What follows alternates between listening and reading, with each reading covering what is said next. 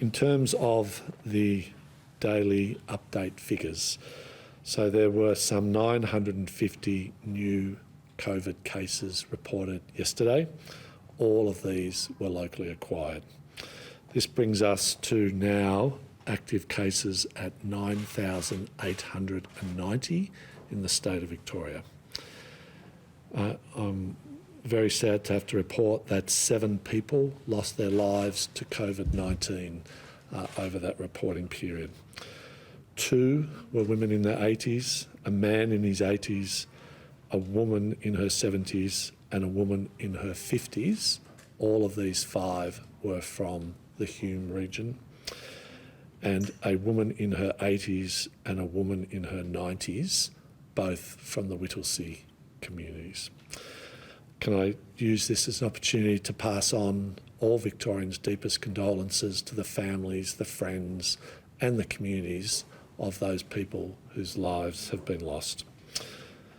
There were 371 people in hospital with COVID-19. 81 of those were in intensive care and 55 of those 81 were on a ventilator. There were some 61,322 tests for COVID-19 undertaken yesterday, a good solid number, and can I use this as an opportunity just to reiterate that with the slightest of symptoms, the most important and urgent thing you need to do is to get yourself tested.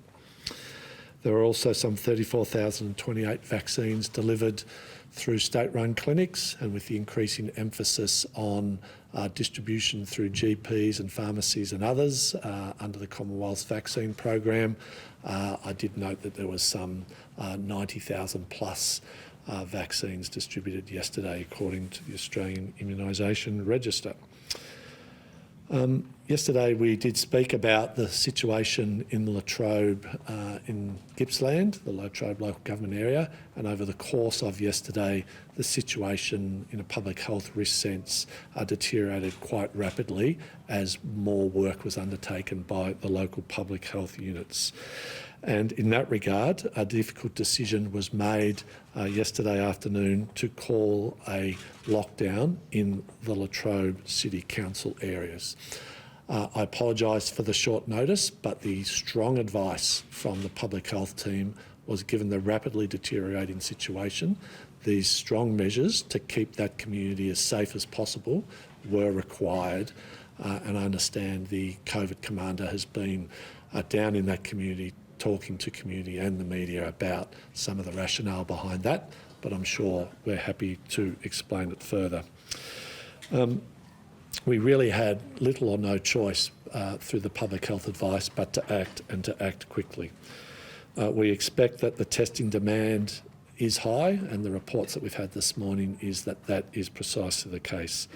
And we ask those with symptoms and those who have been contacted as close contacts of cases, of which there are a growing number, should be the priority cases to come forward and get tested. They are the most urgent ones, and we would ask the rest of the community to triage that approach in that appropriate manner. So please, if you've got any symptoms in the Latrobe community, or indeed you're been advised that you're a close contact, please come forward and get tested.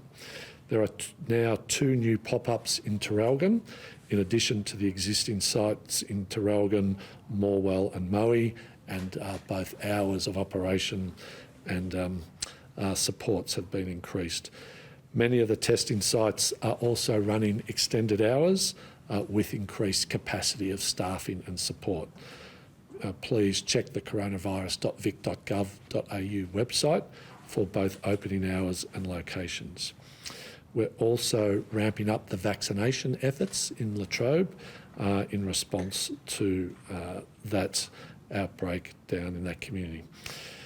The Traralgon Racecourse vaccination site and 7 other community sites in the area will all be extending their hours and opening, including on the weekend for Saturday. We're also delivering 5,000 further Moderna vaccines not just in partnership with the community pharmacies, but into the area to bolster the state-run clinics, highly effective and increasingly sought after mRNA vaccine in that community. Staff in the Gippsland Local Public Health Unit and at Latrobe Health are all well and truly trained and prepared and eager to get those vaccines into as many arms of the people of Latrobe as we possibly can.